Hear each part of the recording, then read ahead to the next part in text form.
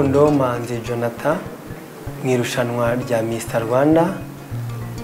Nkuko mwarimu bimbaje amazina nitwa Rukundo Manzi Jonathan, nkaba mvuka mu karere ka Gakenke, ubundi akaba ariho ntuye, n'imikorere yanjye akaba ari hiri.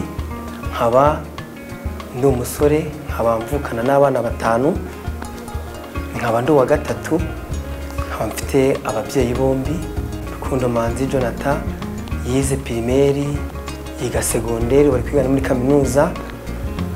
Ndi kuyirangiza secondaire, narangije bijyanye n'icungamutungo, nabyo ndimo ubu mu kazi bisanzwe. Noneho kaminuza nabwo ndi kurangiza mu bijyanye na finance.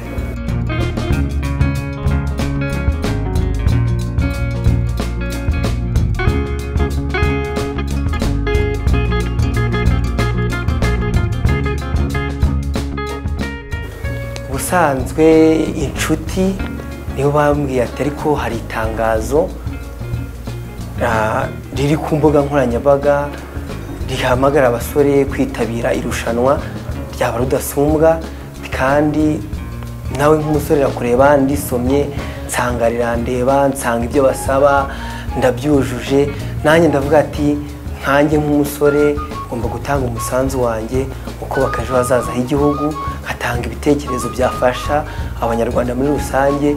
Ikindi nkagira nanjye uwo navana ku ntambwe imwe nkamuteza intambwe ajya mbere mu bijyanye n'ibikorwa. Nuko nguko igitekerezo cyanjye cyaje. Ariko impamvu yindi yankuriye kuza muri irushanwa nuko nabonaga hari icyo namarira abanyarwanda uhereye mu ntara yacu y'Amajyaruguru. Nkuko wenda nagize ibitekerezo bitandukanye, nkareba icyo nakorera intara yacu kikava ku ntara kikagera ku gihugu muri rusange. Navuze ati hari icyo nafasha abanyarwanda. Nuko navuga ati nanjye nk'umusore ukomoka mu ntara y'Amajyaruguru, reka ngire gute, reka nanjye nitabe n'irushanwa nze gutanga umusanzu wanjye, bitewe n'uko nari mbonye hari umushinga, hari igitekerezo cyatuma mfasha abanyarwanda. Murakoze.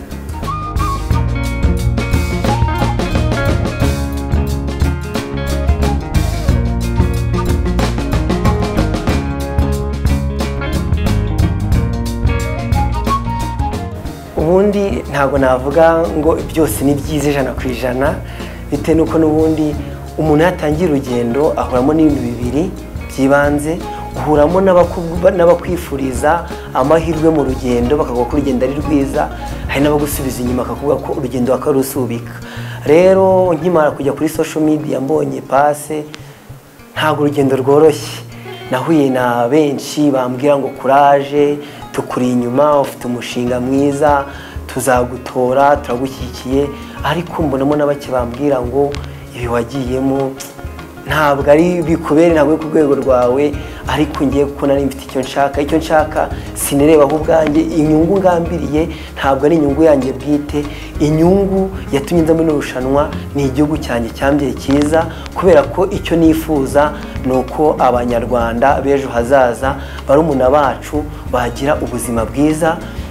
Ubwo nicyo kintu cya mbere cyankubiye, kumva ko mbese ibyo byose bavuga nabirenza amaso n'amatwi, ngakomeza mu murongo natangiye, mu ntambwe nateye, bikamfasha kugera ku cyerekezo cy'ejo hazaza, yaba ngewe n'igihugu muri rusange. Murakoze.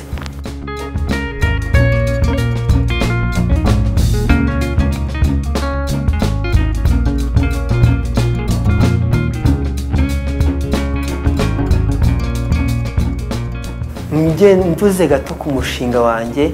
Umushinga wanjye ni ukurwanya igwingira mu bana bari munsi y'imyaka 2, nifashishije inkoko imwe itera muri buri muryango. Bitewe n'uko nabonye ko mu gihugu abana barimo kuvuka ubu ngubu hari ikibazo cy'igwingira, kandi umunyarwanda wacu umugani ngo umwana apfa mu iterura. Nanjye ndavuga ngo nk'umunyarwanda hari icyo nabikoraho. Nsanga ko iryo rwingira ry'abana bitewe n'uko umubyeyi bataritaweho mu minsi 1000 y'umubyeyi. Ndavuga ati ngewe nk'igitekerezo nk'umunyarwanda uje muri irushanwa hari icyo nabikoraho. Ndavuga ngo hari impamvu wenda igwingira rikomeza kwiyongera. Akenshi nsanga abenshi bakunda kugaragara iyo mirire mibi, iryo gwingira mu bana ni abana bari ababyeyi babo usanga kenshi na kenshi bari haho twita ngo ni mu cyaro, babona imbuto, babona imboga, babona ibyo barya, ariko ugasanga ibikomoka ku matungo byabafasha kugira ngo bagire ubuzima bwiza ntibihari. Ndafata rero nzanye umushinga wanjye kuvuga ngo kurwanya igwingira mu bana munsi y'imyaka 2 bifashishije inkoko imiti muri uwo muryango, ni igisubizo cyabo bose babuze aho bakura ibikomoka ku matungo, kuko akenshi tubona ko bihenze. Ndafata iyo nkoko ikije gufasha ni ukunganira ba babyeyi kugira ngo babashe kubona. Inkoko ni ikintu cyoroshye mbese kugira ngo umuntu abone ikiyitunga aho yaba, ni ibintu byose.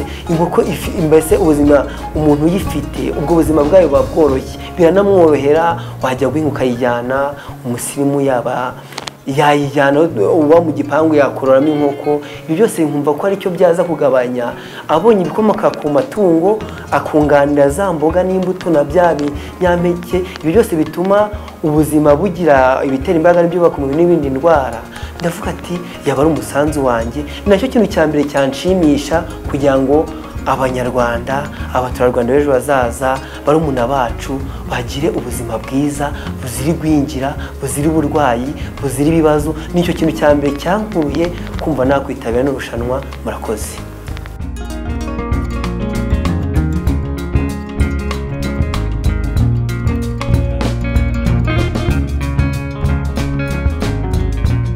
Imbere byose reka manze nshimire abanteze amatwi, yaba bambona kuri televiziyo, abambona ku binyamakuru. Urugendo twatangiye rugeze mu hagati, hari icyo nabasaba ni ukudushyigikira mu buryo bw'ibitekerezo, mu masengesho. Akenshi ntabwo umuntu umwe yakwiyobora mu bintu byose ngo bigende neza. Nkeneye abantu bakuru banjye se bakabamfasha mu bitekerezo, bakambwira ati ku bijyanye n'umushinga wakongeramo iki, wakuramo iki ngo bigende neza.